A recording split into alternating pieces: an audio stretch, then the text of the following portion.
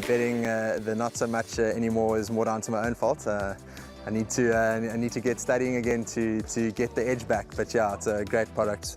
I love the exchange. It's really, in my opinion, one of the better bookmakers, if not the best bookmaker out there. I'll be on to race number 6, 6, 7, and 8, the last pick 3 on the card, and these pick 3s have been paying exceptionally well, especially if you try and minimize your spend, reduce it in a few legs.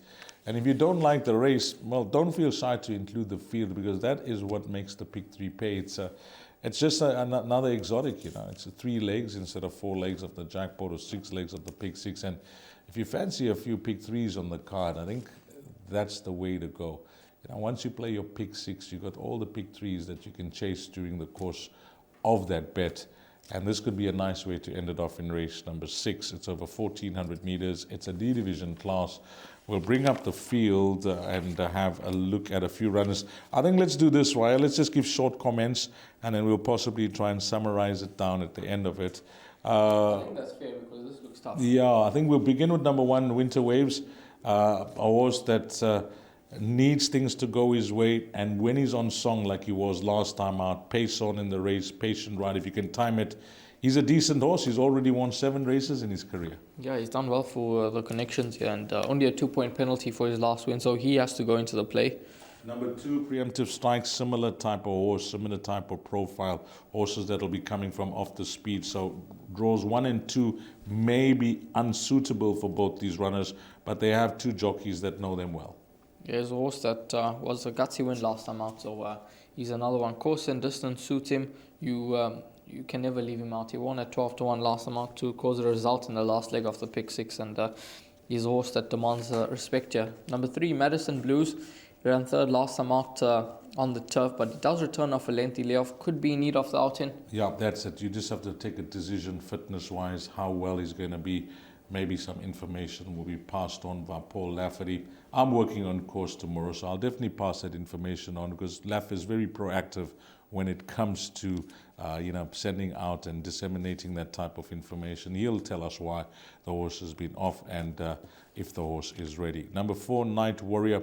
I've always liked him, Rael, but I'm putting him towards the back of the class now.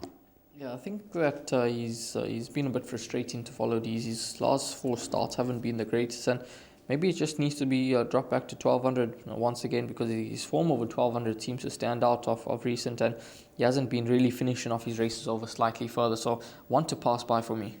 1 Irish Rover, well, he had to be given a serious chance last time out. They came in a big way for him.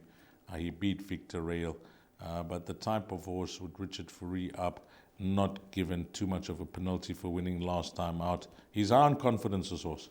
High on confidence, but this is a lot stronger than what he did meet last time out. I know Ballymagic, who ran 3rd from the race, did come through to win, but I think he's got slightly more on his plate. Number 6, Brass Bell. He ran 4th. This is going to be my top choice. Is it? Top choice. I like this horse. 52.5, Muzi Yeni up.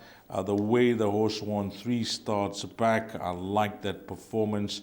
His 2 follow-up runs haven't been the worst, and Ballymagic was given the race last time out. Superb ride by Serena Muri. That's the way he likes to go. But go and watch that replay. He was one of the horses that started to grab your attention. He was unlucky in running. Yeah, but Ballymagic, that was it. I mean, once Serena hit the front there, I said, no, it'll take a good horse to beat him. But this horse caught my eye, and he's got a nice low weight here. It's a case of, up in class, down in weight. Yes.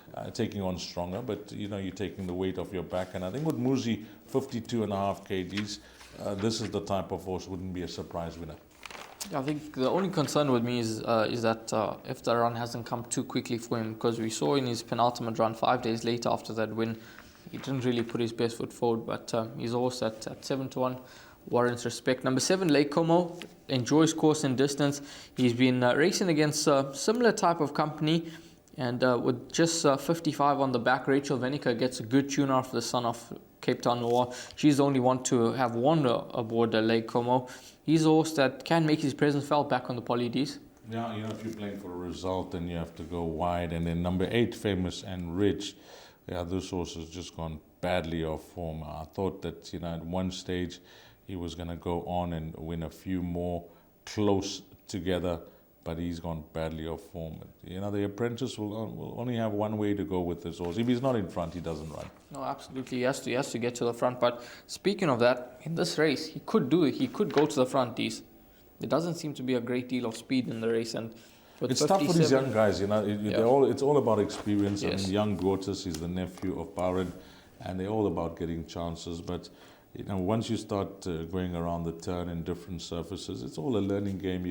It's difficult to, you know, go for an apprentice very early on in his career as a punt on the head. But you're right. You know, if you get a soft lead, you just sit back, relax, and possibly get the ride to the line. That could be with a horse Possibly, like this. yeah. But it's decision time now. I'm going to do this. I'm going to say numbers 1 and 6 for the place accumulator.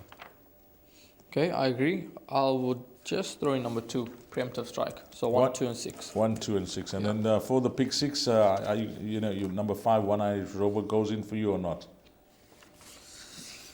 Phew. Are you doubting Richard Fourie, or are you doubting MJ Odendaal, or are you doubting the horse? Doubting the horse. Can he go back to back? That's the question for me. I would prefer Lake Como over MDs. Lake Como for Rail ahead of number 5, One Irish, over 1 and 6 for the selections that I'm suggesting for the place accumulator. It is the start of the last pick 3 on the card. You need to get on by 4 p.m.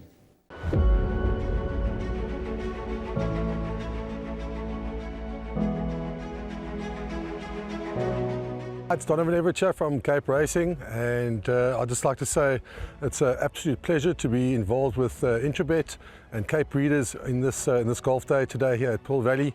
It's fantastic for the industry to see all the relevant stakeholders coming down and having a good time and networking, and it's exactly what the industry needs right now in terms of moving forward and recreating some positivity to take us forward into the next year.